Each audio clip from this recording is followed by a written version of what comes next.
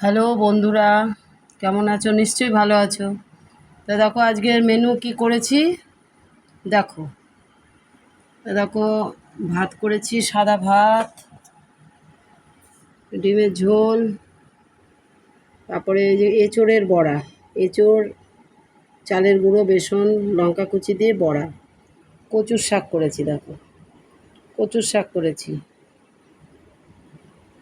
তারপরে দেখো কাঁঠালের আটি ভাজা, একটা একটা ওলের ডাঁটা ছিল, সেটা কুচিয়ে ভেজেছি কালো জিরে, কাঁচা লঙ্কা, রসুন দিয়ে।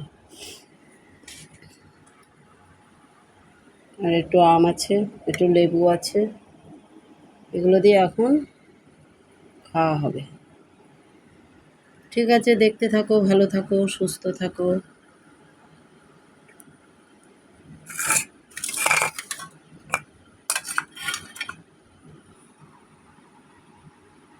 খুব ভালো থাকো, ঠিক আছে।